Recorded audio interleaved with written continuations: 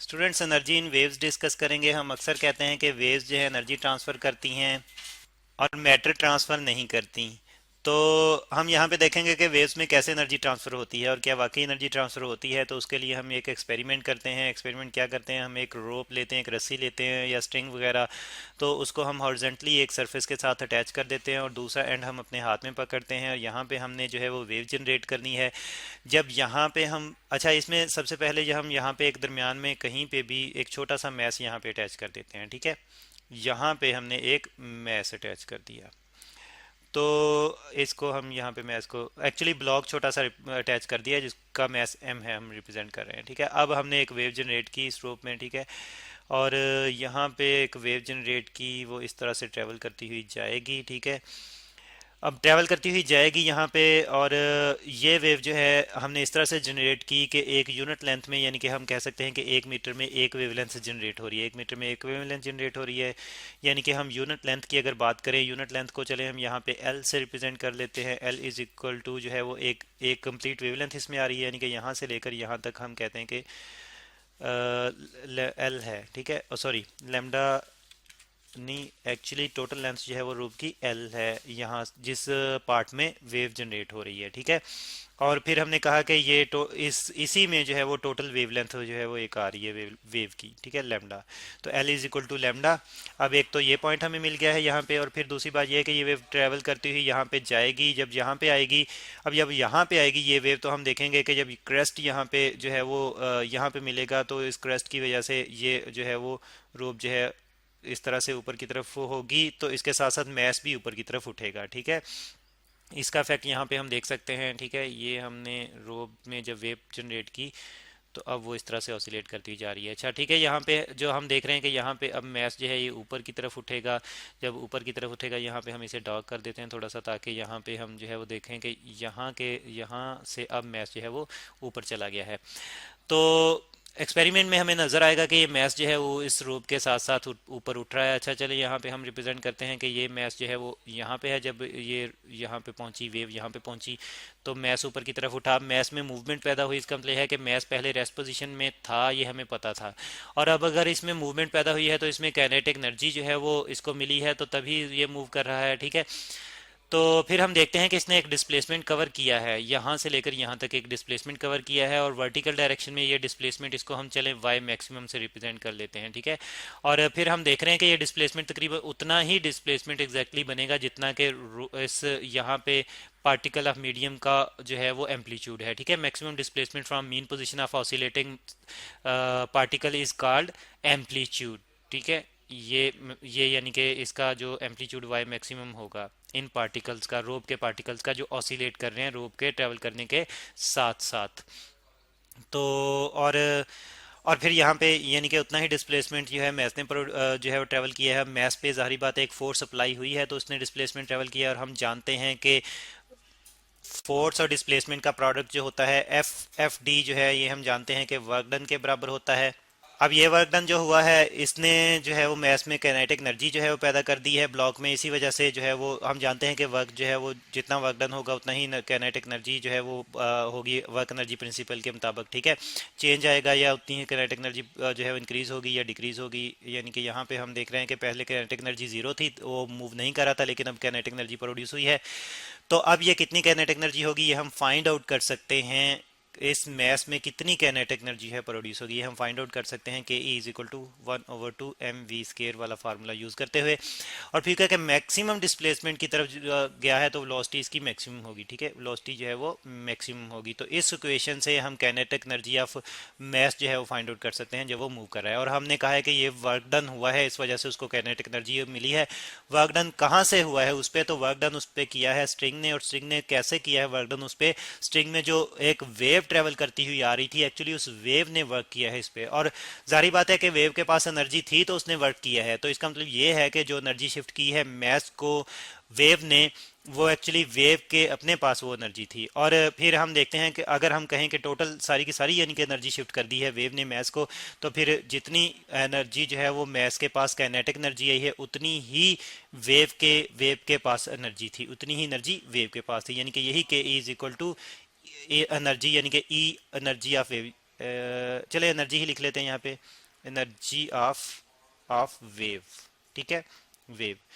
अब हमने कैलकुलेट करनी है वेव की एनर्जी। ये वाले पैरामीटर तो हमें एनर्जी दे रहे हैं मैस की, तो लेकिन हमने फाइंड आउट करनी है एनर्जी वेव की। तो हम क्या करेंगे, इन पैरामीटर्स की जगह हम वेव के पैरामीटर्स जो है रिप्रेजेंट करेंगे। वेव पैरामीटर्स यानी कि वो क्वांटिटीज जिन पे यहाँ पे ये मोशन डिपेंडेंट है, ठीक है। तो हम जानते हैं, अच्छी तरह से जानते हैं कि जो हम हमारे पास लीनियर वेलोसिटी होती है v इज इक्वल टू, ये हमारे पास r ओमेगा के बराबर होती है। r क्या है, डिस्प्लेसमेंट कहलाएगा। यहाँ पे डिस्प्लेसमेंट जो है, ये वाला डिस्प्लेसमेंट जो है y मैक्सिमम है, ठीक है। तो इस तरह से r हमारे पास आ जाएगा y मैक्सिमम, और v हमारे पास फिर आ जाएगा y maximum into omega, Y maximum into omega. और यहाँ पे क्योंकि v का स्केयर आ रहा है तो इस तरह यहाँ पे, अच्छा यहाँ पे v मैक्सिमम भी हमने लिखना है, ठीक है। तो v का स्केयर आ रहा है तो हम फिर राइट साइड पे भी स्केयर लेंगे, तो omega square Y maximum square into omega square आ जाएगा, ठीक है। और फिर हमने मैस जो है वो स्ट्रिंग का लेना है, वो जिसमें जो ये वेव जो है प्रोड्यूस हो रही है। यहाँ पे मैस जो है वो तो ब्लॉक का है, तो अगर हमने स्ट्रिंग का मैस लेना है m, और इस मैस को अगर हम स्ट्रिंग की यूनिट लेंथ से, जो कि हमने l रिप्रेजेंट की है, से डिवाइड कर दें और साथ में मल्टीप्लाई भी कर दें इसी से, तो फिर हमारे पास ये वाली क्वांटिटी जो मैस पर यूनिट लेंथ है, जो मैस को हमने यूनिट लेंथ से डिवाइड किया है, ये हमारे पास आ जाएगी। इसको हम रिप्रेजेंट कर देंगे एक नई वैल्यू से, नई फॉर्म में, जो कि एक्चुअली हम u से रिप्रेजेंट करेंगे। और जो हमने l की बात की है, हम पहले ही डिफाइन कर चुके हैं कि l जो है वो लैम्डा के बराबर है, तो यहाँ पे u के साथ फिर हम लैम्डा भी लिख देंगे, ठीक है। अब देखें कि अब हमारे पास पैरामीटर्स आ चुके हैं वेव के लिए, ठीक है। कैसे वेव्स के लिए पैरामीटर आ चुके हैं, चले पहले इनको पुट करते हैं, फिर इनको डिफाइन करते हैं कि ये वेव के लिए पैरामीटर क्यों है। और यहाँ पे एनर्जी अब जो है ये वेव की एनर्जी है, ठीक है। अब एनर्जी जो हम E रिप्रेजेंट कर रहे हैं, ये वेव की एनर्जी रिप्रेजेंट कर रहे हैं, E इज इक्वल टू, और ये उतनी ही है जितनी के एनर्जी मैस को शिफ्ट की थी वेव ने, ठीक है। वेव ने अपनी सारी की सारी एनर्जी मैस को शिफ्ट की थी। तो इसके इस तरह से ये वाली काइनेटिक एनर्जी मैस की जो है वेव की एनर्जी के बराबर है। तो E इज इक्वल टू, अब यहाँ पे इस इक्वेशन की जब हम सब्स्टिट्यूशन करेंगे वेव के पैरामीटर्स की 1 और 2, और m की जगह आ जाएगा म्यू लैम्डा, u लैम्डा, ठीक है, u लैम्डा, u जो कि मैस पर यूनिट लेंथ है। और फिर यहाँ पे v मैक्सिमम स्केयर की जगह आ जाएगा y maximum square into omega square. Omega square को पहले लिख लेता हूँ मैं, और मल्टीप्लिकेशन ही हो रही है इसलिए यहाँ पे ऑर्डर का कोई मसला नहीं आएगा।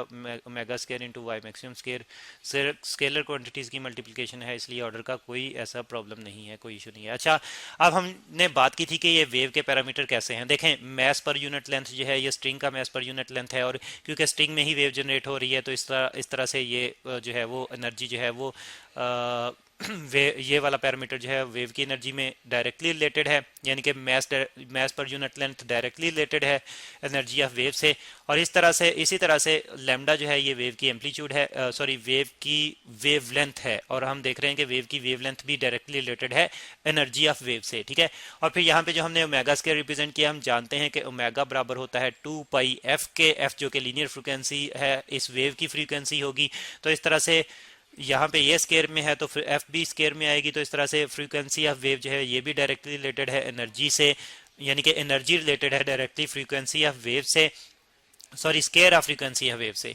और इसी तरह से amplitude of vibration of medium particles, amplitude of vibration of medium particles Y maximum square, ये भी डायरेक्टली रिलेटेड है एनर्जी ऑफ वेव से। तो हमने देखा कि ये सारे के सारे जो पैरामीटर्स हैं ये वेव के साथ रिलेट करते हैं, और ये इस तरह से यहाँ पे जो हमें एनर्जी मिल रही है इसमें सारी की सारी एनर्जी जो है ये वेव के मुख्तलिफ पैरामीटर्स के साथ डायरेक्टली रिलेटेड है।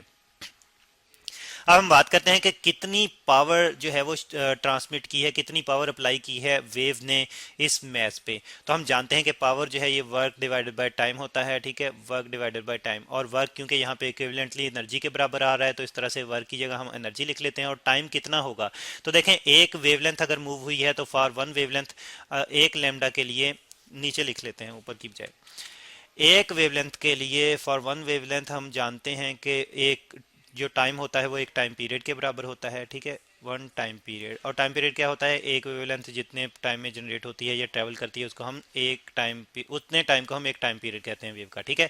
तो स्मॉल टी की जगह कैपिटल टी आ जाएगा। अच्छा, इस तरह से यहाँ पे हम एनर्जी की ये वाली वैल्यू जो हमने इस इक्वेशन में कैलकुलेट की है यहाँ पे ये पुट करें ई की जगह, तो हमारे पास पावर आ जाएगी पी इज इक्वल टू हमारे पास आ जाएगी 1/2 यू लेमडा, अच्छा यहाँ पे टी से भी डिवाइड करना है, मैं कैपिटल टी पे यहाँ से यहाँ पे डिवाइड कर देता हूँ टाइम पीरियड से, और इनटू ओमेगा स्केयर और इनटू वाई, ये ओमेगा स्केयर है, ज़रा प्रॉपरली लिख लेते हैं omega square into Y maximum square. अच्छा, हम जानते हैं कि लैम्डा ओवर टी जो है ये हमारे पास स्पीड ऑफ वेव आ जाएगी, ठीक है, लैम्डा ओवर टी जो है ये स्पीड ऑफ वेव, सॉरी ज़रा प्रॉपरली लिखते हैं, ये हमारे पास स्पीड ऑफ वेव आ जाएगी। तो इस तरह से पावर ट्रांसमीटर जो है P इज इक्वल टू ये 1/2 U, जो कि mass per unit length of string को रिप्रेजेंट करेगा, इनटू V, लैम्डा और टी की जगह V स्पीड ऑफ वेव आ गई, इनटू ओमेगा स्केयर और Y मैक्सिमम स्केयर आ जाएगा।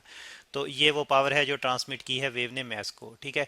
तो इस तरह से स्टूडेंट्स इस टॉपिक में आपने आई होप के क्लियरली समझ लिया होगा कि वेव में कैसे एनर्जी जो है वो ट्रांसमिट होती है वेव मोशन में।